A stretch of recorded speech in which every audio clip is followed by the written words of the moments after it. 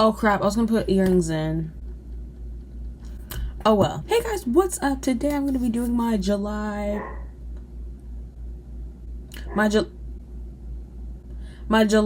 wrap up. This is actually kind of bittersweet because I was thinking about the next time I do this. It's gonna be August, and that means that it's gonna be September, and that means I'm gonna have to go back to school, and that means I'm probably not gonna read as much, and that means I'm gonna be stressed out. And it's also my senior year, and I also have to finish this essay that I keep procrastinating all summer. It's a lot, but anyway, we're not gonna talk about that. We're gonna talk about the books that I read. I read 10 books. Probably the most amount, the most books that I will read in a month. After I finished the last book of this month, I took a little break. Like, hold on. Oh, I took a 4-day, wait, I started this yesterday. I took a 3-day break. I make it seem like I took like a week off. Babe, it was 3 days. It was only 3 days. Ooh. 1 second. What was I talking about? Okay, yeah. Dakota Warren, she talked about this in a video. It was like why I don't like reading challenges, and she was just talking about like the overconsumption of reading, like the 24-hour reading challenges, which, you know what? They're actually like my guilty pleasure. I kind of love watching those because I could never do that myself. Even though I really wanted to. I was like, I'm gonna try that like over the summer. Babe, what? Like, I wouldn't be able to do that. Like, I would finish one book. Not even. She was talking about the overconsumption of like reading and like not giving your time. Okay. Yep. Not giving your brain enough time to like kind of process what you just read. That's my thing. Yeah. Like, that's kind of like why I took the break. I was like, I can't read another thing right now. I can't. There's nothing wrong with taking a break. But yeah, back to the overconsumption thing. I wouldn't be able to do the 24-hour reading challenge because that's just too much for my brain to comprehend. Anyway, let's get into the video. So, as I said, I read 10 books this month. 5 of those books, half of that, 10, was a series. So the first book I read this month was The Risk by St. Abby.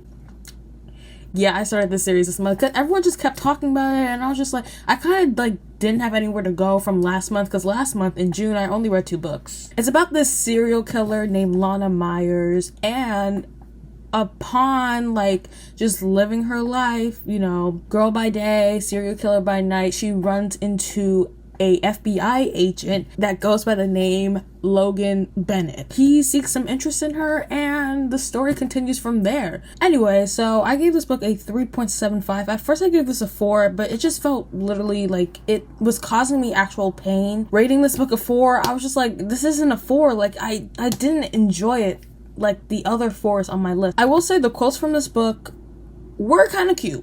They were kind of cute, but this and the second book gave me so much anxiety at the end because, ooh, is this a spoiler?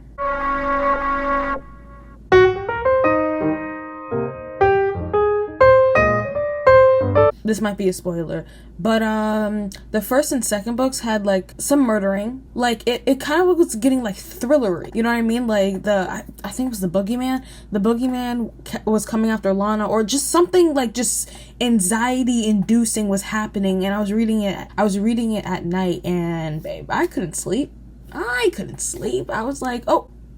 So yeah, the first 2 gave me immense anxiety. My thoughts on the first book, it's a nice setup for what we have going on. It was okay. The second book I read was Sidetracked, second book in the series. I rated this also a 3.75 because of their jobs, you know, her like killing people and him trying to find the murderer who's killing all these people that just happens to be the girl he's hooking up with. Between their jobs, they didn't really have enough time to spend together, so when they did have those moments, it just felt special, you know what I mean? It's kind of like the romance was a subplot, but it wasn't. Like, it was equal between like the actual plot and then like the romance. I also said that I liked the fighting.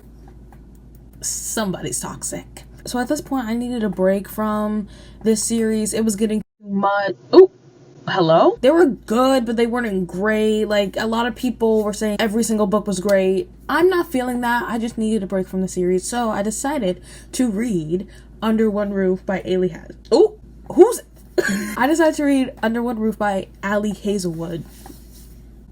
I rated this a 4.5. I specifically remember starting this at like 12 in the morning, and then like it randomly being 2 in the morning, and I was just like, oh, someone has to go to sleep. But it was hard to put down. Really enjoyed it. I loved Liam and Audrey, Abby, Mara.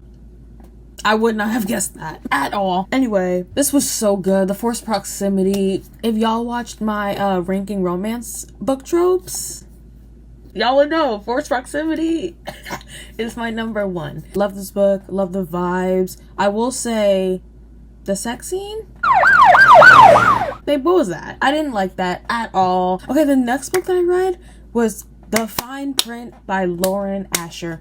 4.75 stars. This book is so good. I had the best experience reading this. I cried like 6 times. Not kidding in the slightest. Lately in my romance books, I've been hating this linear track, or like, you know, just like going up and then down. You know what I mean? This book gave me like...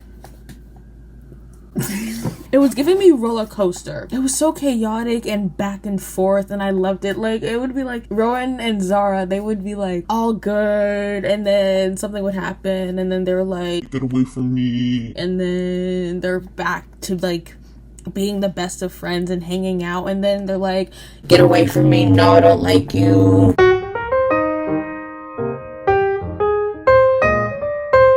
I will say some things I did not like at all. This is why it's not a 5-star, is because the Seth is that the name? Wait, no, that's their dad's name. Okay, wait, ew, wait, Scott. Okay, because I was about to be like, wait, he made his fake name Seth the name of his dad? The entire Scott plotline can die. I hated that with every ounce of my being. It was so every time he was texting her as Scott, instant headache, instant pounding, earth-shattering headache. I was like, babe, I know this is gonna blow up, and it's only a matter of time, because why are we like 100 pages in and you're doing this, and we have like 300 pages left? You're not gonna be keeping this up. I was worried that that's gonna... What? Slow down. I was worried that the Scott plotline was going to be like throughout the book. 1 star, 0 stars, -5. But I'm glad that we got that covered up. It was kind of embarrassing having to admit that, and I was just like, Rowan, save you and me the embarrassment and don't tell her. She doesn't have to know. You can just like leave her, like, just pretend like Scott's a piece of garbage. I'm sorry, and just like leave. Like, she doesn't have to know. Then he wanted to tell her and mess things up, and then we had to get her trust again. Then he messes that up again. Like, damn, Rowan, you can't do one thing right. Yeah, Rowan, he was just very difficult. And also there was like a period of time, like between like page 300 and 350, where I was just bored. I'm not gonna lie. I think this is when they were like happy and like together and like living life, doing it right, where I was just like, I don't really care,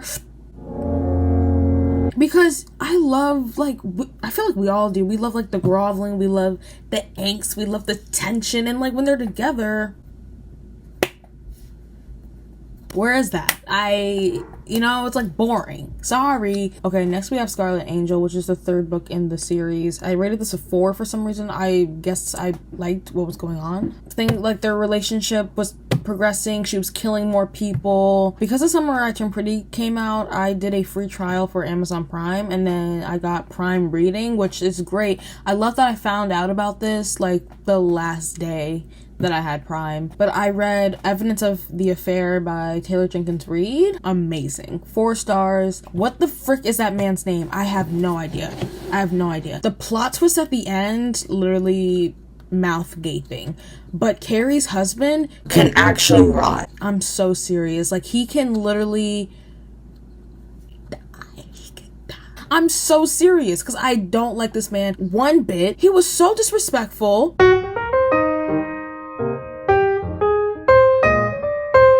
And y'all, but like, that's why she had sex with the other guy, I completely forget their names. I'm sorry, Bill? I don't know. She had sex with the other guy, got pregnant, and they went to all those doctor's appointments, her and her husband that was cheating on her at first.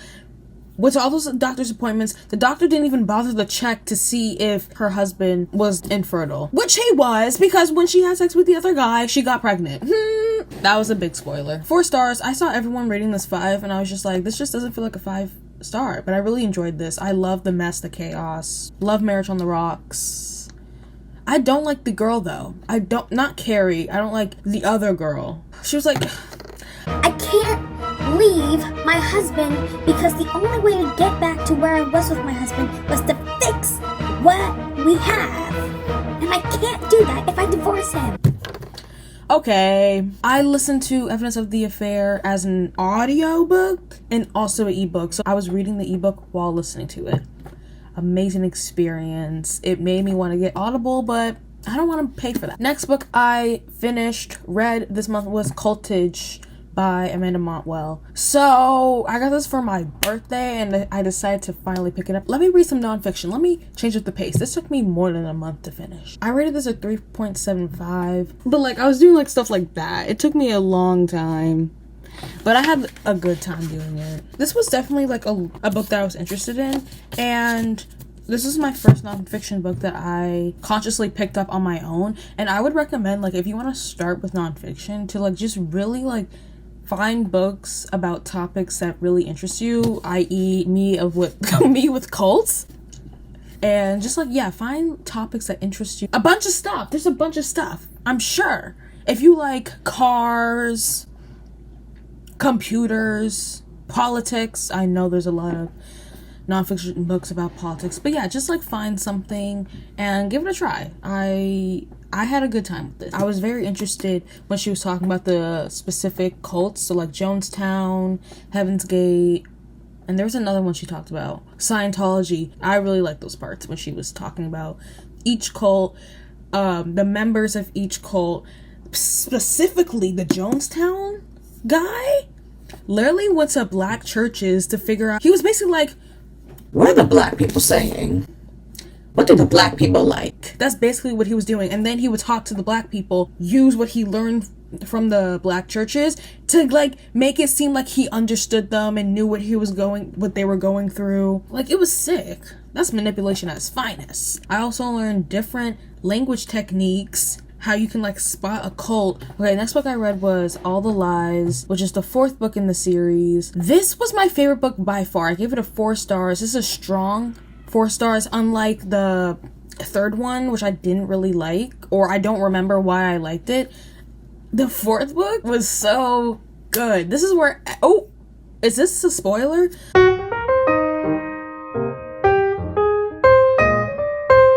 I'm sorry. This is where everything blew up. This is where the fighting happened, the toxicity. It's where everything blew up, and I loved it. It was so good. Low-key on the edge of my seat the whole way through. Next book I read was A Song of Wreath and Ruin by Roseanne A. Brown. This was my 2nd fantasy of the year, which is actually kind of sick, and I'm sick to my stomach because last year I read 8. Is that right? Were they in the same universe? Yes, but were they still 7 fantasy books? Yes. And I've only read 2 this year. Anyway, I got this at my local bookstore May of last year, and it's just been sitting on my floor for the longest time. I was like, I have to pick this up, but then it took me over a month to finish it. I rated this a 3.5. Similar to The Downstairs Girl, this had a very slow start for me. I would like read a few pages. It was like physically hurting me to continue this book, but unlike The Downstairs Girl, it didn't get amazing. It didn't get 5 stars, crack, addicting, unputdownable. If y'all read this book, I think Malik just like tried to choke me. Yeah, the amount of times that I almost DNF'd this book, it was bad. But once we hit like 150, 200, I liked it. And some people would call me crazy for giving a book that much time to get interesting. I call that giving books a chance. And that's what I did. I annotate every book I read, so don't think that means this is amazing. But I will be continuing the 2nd book, just not now. Probably next month. A gripe that I do have with this book is the fact that the 2 main characters, who were supposed to be in love, Didn't have a single interaction until page 227. Yes, I do remember the specific page number because I was taken aback. I was like, when are these two gonna meet? And I literally kept flipping to the back of the book because look, a deadly romance. I don't know if you can see that. Magical twist, deadly romance. Where was it? I was like, we are 200 plus pages in. Why haven't these two been face to face yet? Why haven't they said a single thing to each other? Why haven't they even met? Whatever, I don't care. The romance seems so forced, but then like I could kind of see it at the end, and then just stuff blew up, and then I did cry because something happened to one of my favorite characters, and it wasn't death. Last book I read was Painted All Red, which was the 5th and final book of the series. Because of the 4th book, I was really expecting something extravagant. I was expecting something spectacular, something never seen before, something that I would cry, scream, pass out over like I did with the 4th book. And it honestly just didn't give. The 5th book just did not give a single thing that I was expecting. I'm upset. The end was predictable. Yeah, I just did not like this book. I gave it a 3-star. I give this a 3-star. I didn't like it. There's something wrong with my rating system. I don't know. That's it. Those are all the books I read this month or last month. I should have definitely done this at a different time because I can't even talk. Those are all the books I read this month. Those are all the books I read last month. I hope you enjoyed this. Yeah, I'm loving the book that I'm reading right now. I'm reading Terms and Conditions by Lauren Asher, the 2nd book in the Dreamland Billionaire series. All I have to say is I love Declan and I love Iris. Can I be included? I also love Cal. Cal is so funny. But yeah, that's it. I hope you enjoyed, and I will see you some other time.